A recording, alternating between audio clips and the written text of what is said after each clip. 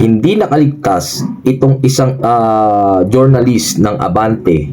Sa interview, tinawag siyang Tangi A ni Senador Rodante Marcoleta. Tingnan nyo kung saan nagsimula. Hindi ko lang alam kung paano nyo i-judge ito pero palagay ko may something na uminit dito sa talakayan na to. Pakinggan nyo, ito po yan.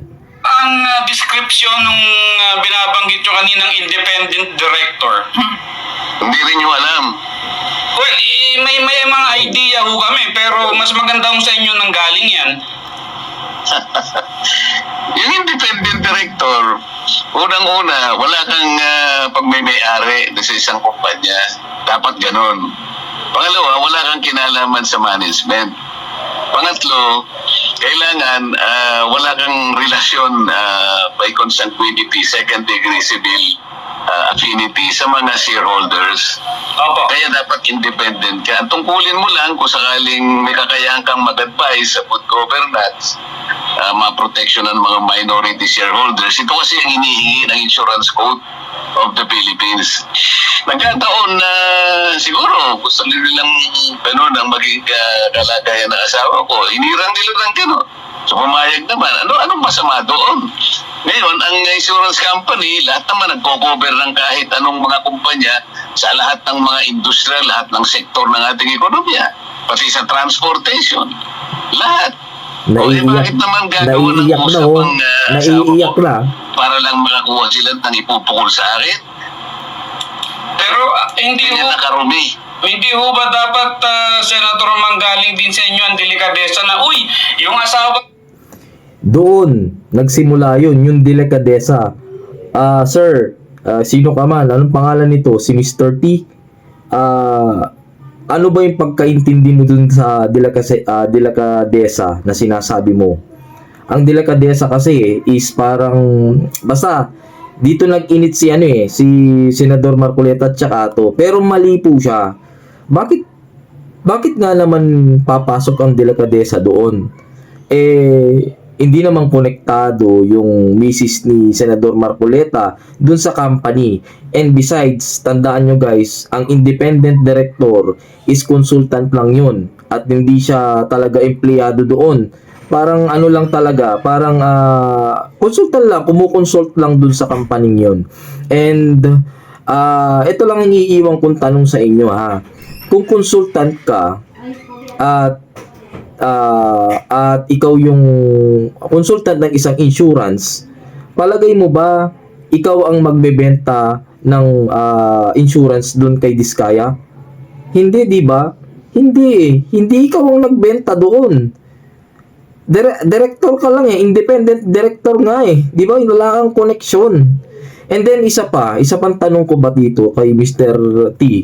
Hindi ko alam pangalan basta Mr. T. Kapag ba halimbawa ako, yung company ko sinunog ko, tapos nakita lang insurance na fraud by hindi natural, kumbaga sinadya akong sunugin para makaklaim ako sa insurance. Palagay mo ba may kasalanan ng insurance doon?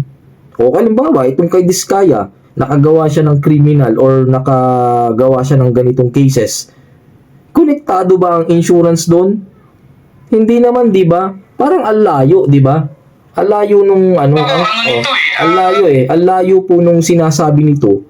Ang insurance kasi related sa safety. Alam ko yung safety ng insurance, halimbawa may disgrasya, sunog, criminal or something na may namatay or something na basta accident related ang insurance.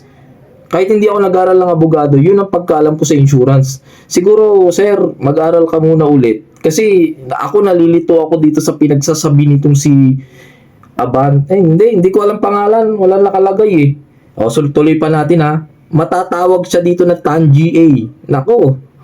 Tingnan nyo. Kumbaga, nagsiservisyo dito, mayroon siyang, kumbaga, transaction dito, hindi kaya marapat na ako dumistansya muna. Sino di distansya? Kayo po, dito sa ginagawang investigasyon sa Senado. Meron ba akong kinalaman doon sa mga insurance companies? Di ba? Totoo nga naman, anong kinalaman ni Senator doon sa insurance na pinagtatrabahoan umano na independent director yung misis niya. Anong connection niya doon, di ba? Baka iniisip nila kaya niya pinoprotektahan kasi kakilala ng misis niya. Pero hindi po ang misis niya hindi empleyado ang misis niya doon. Independent director lang po siya doon. Okay? Search nyo man sa Google. Tuloy po natin ito yung nakakatawang nakakatawang event dito sa sinabi niya. Tingnan mo, talagang mangiyak-ngiyak tong si Mr. T. Delikadesa nga po, Senator, kasi misis nyo po yung nandun. Siyempre may kukunik-kunik na ho yan. Kung ganyan kayong mag-conclude, independent ka Kaya tinatanong ko nga sa inyo kanina kung naiintindihan ninyo Kaya nga po nagtatanong din kami, delikadesa din ho yung binabanggit namin dito. Hindi, Wala na ho ba pinag-usap ko tayong ng ganun? delikadesa dahil wala akong connection doon. Ang asawa ko, independent. Yun nga po, asawa nyo yun Nakikipagdebate ka pa sa akin Akala ko ba magtatanong ka lang. Nagtatanong din po kami, pero ipupoint out ko rin po yung Kapag argument sinasabi namin mo kasi dito. delikadesa, parang may connection ako Wala na Naintindihan mo yun? Sige sir, salamat na lang po.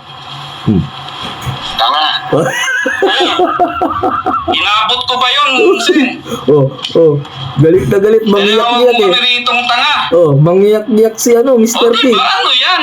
Yan ba yung mambabatas na Ano pa? Ibinoboto nyo? Ano ka ba? Tingnan mo muna yung mga pinagsasabi mo. Naku.